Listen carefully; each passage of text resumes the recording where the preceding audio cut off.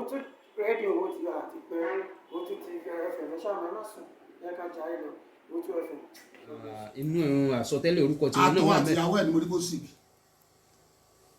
òdepọ̀ àtìyàwó ẹ̀ ni mo rí kó sick ó wà ń bẹ̀ ní pépà tó gbé jáde àtọwọ́ àtìyàwó ẹ̀ ni mo rí kó sick kọ́lọ́run ṣàánú fún ọkọ̀ fún ọlẹ́nu ìlú àtàlàfẹ́ ó sì jẹ́. ẹ ṣeun ọ̀rọ̀ orílẹ̀-èdè nàìjíríà ẹja wọlé pẹ̀lú ẹ̀ aró òrókun aró rẹ̀ díẹ̀ ìnira yìí kàkà kó dẹ̀ ni òun fojoojúmọ́ lè sí ẹja kọ́kọ́ bẹ̀rẹ̀ nípa hardship torí ẹ̀ ń pariwo níbẹ̀rẹ̀ ọdún yìí náà pé ìnira ń bọ̀ gan kí lẹ fẹ́ sọ sí kí lọ́nà àbáyọ sí ìnira tó wà ń ta ẹ̀. ṣe rí ìnira yẹ 2023 prophecy mi ló gbé jáde pé tí Buhari tí Tinubu bá débẹ̀ o ìnira tí ò ṣẹlẹ̀ sí ọmọ Nàìjíríà rí ni wọ́n bá pàdé rẹ̀ ìgbà tí mo sọ̀rọ̀ yẹn ṣe báwọn ọmọ Yorùbá náà ló sọ pé ṣé Fúlàní lèmi ṣe Fúlàní lèmi ṣe èmi jọ lọ́hùn I am a renowned prophet tí bá ti sọ̀rọ̀ mi bó ṣe máa rí ní màdákẹ́ màmá wọn ṣé ìnira yóò sí sí kí ni wọ́n fẹ́ ṣe sí kí ni wọ́n fẹ́ ṣe sí àdúrà ló kù báyìí Ọlọ́run gbà wá ọ̀rẹ́ yẹn ká sọ̀rọ̀ nípa Nàìjíríà Tinubu ẹni tẹ̀mí pè ní Ifá is not a serious minded president Yorùbá man tó jẹ́ ọmọ Yorùbá ẹgbẹ́ ẹ̀ tèmi ló ń rúdú Nàìjíríà tí Nàìjíríà yọ̀ dáadáa báyìí táwọn kan parọ́ pé ọdún méjì kìíní kan ó ti kí ló ṣe kí Tinubu ṣe kí ló ṣe ṣé iye tá a ra gàrí láyé Buhari là ń rà báyìí ṣé iye tó ń ra ráìsì láyé Buhari là ń rà báyìí ṣé iye tó ń ra pẹtrol láyé Buhari là ń rà báyìí èyí Yorùbá man ṣé Tinubu lẹ́kọ́ fẹ́ ìgbà tí Tinubu jẹ gómìnà Èkó ó lójú àánú ó sì jẹ́ ọ̀dọ́ ṣèbá arúgbó ni máa ń lójú àánú torí yóò máa rojú pé òun máa fẹ́ kú ó ṣe wá jẹ́ pé bàbá arúgbó yẹ àti 80 something ní òwà láàánú Yorùbá pariwo wípé Hausa fìyàjẹ wá Buhari fìyàjẹ wá why him that's why I said he's not a serious minded leader he's not a serious minded president kí ló dé ẹ wò ìjọba yẹn bó ṣe rí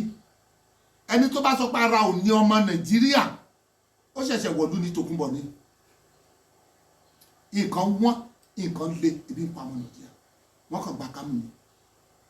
mi ì lè sọ iye tí mò ń ná ló Sunday ní chọ́ọ̀chì tiwa tèmi náà àìgbà ọrẹ àìgbàdà mẹ́wàá bẹ̀ èṣù kan bẹ̀ ànànà náwó ní gbogbo wa fáwọn ènìyàn ebi ń pa àwọn ènìyàn ó wá jẹ́ pé ààrẹ Yorùbá lẹ́ni tó lọ́gbọ́n lórí tó ní òye Tinubu mọ ìṣòro Nàìjíríà ó mọ ìṣòro Nàìjíríà ó mọ ìdààmú tí Yorùbá ń face lọ́wọ́ Hausa Fúlàní ṣebí torí pé kọ́ lè gbà wá kúrò lọ́wọ́ wàhálà yìí ni wọ́n fi fọ́ọ̀mù Nàdẹ́kò Tinubu táwọn Yorùbá ọmọ ìwọ̀n yìí is the founding father àwọn tó dá Nàdẹ́kò lẹ́nu táwọn ń jà tó sọ̀rọ̀ àdé bàbá abẹ́kúnnù tí gbogbo èèyàn tẹ̀lé wọn ṣé báwo ẹ wá wò lé ní Tinubu yẹ lè lélẹ̀ Tinubu yìí ṣe Yorùbá bá yẹ pé Yorùbá ni àmọ́ ohun tó ṣe ó gbé Wike síbẹ̀ Wike wá sọ̀rọ̀ àdí super vice president Wike ló bà gọ́ọ̀mẹ̀ntì Tinubu jẹ́ Wike ló bà gọ́ọ̀mẹ̀ntì Tinubu jẹ́ ó gbé síbẹ̀ ó lágbára ju chief of staff. Grassroots ní iléeṣẹ́ Owutu FM yẹn ṣàlẹ́ o máa gbọ́ máa yí kúrò níbẹ̀ o ètò tó gbámúṣé polówó ọjà kájébù gbẹ́jẹ́ ètò tó fa akọyọ nílé iṣẹ́ Owutu FM láti máa gbọ́ nílé iṣẹ́ Owutu FM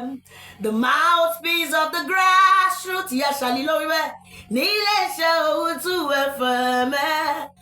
má yí kúrò níbẹ̀ má gbọ́ yẹn ṣàlẹ́ náà ni.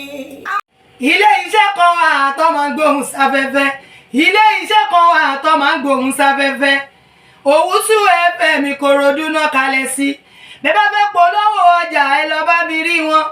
ìṣílẹ̀ lè fẹ́ ṣe ìpolówó ọjà lè fẹ́ ṣe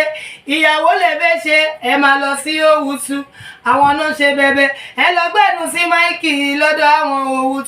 Owutu ṣe bẹbẹ igbó lóhun níwọ̀n wà nílùú Ìkòròdú ó yẹ má yí kúrò ń bẹ̀ yẹn bá mi bàbá mi ẹ̀gbọ́n mi àbúrò mi Owutu FM ní kẹ́ máa gbọ́ ní gbogbo ìgbà iléeṣẹ́ kan àrà ọ̀tọ̀ tí wọ́n ń gbóhùn sáfẹ́fẹ́ gbogbo nǹkan yóò fẹ́ ṣe ẹ lọ bá wọn pé fẹ́ polówó ọjà ní ẹ fẹ́ tajà ní ẹ fẹ́ bá wọn dòwò pọ̀ ní lóríṣiríṣi ṣí ni ìṣílẹ̀ ni ilẹ̀ lẹ́fẹ̀ẹ́ta ni kódà tó bá rẹ̀ yín jẹ ẹ máa bọ̀ lówùtú FM kẹwàá gbẹnu sí mi. Thank you very much. Owutu ni o. Thanks for watching. Kindly subscribe to our YouTube channel, Owutu FM Lagos. Bye.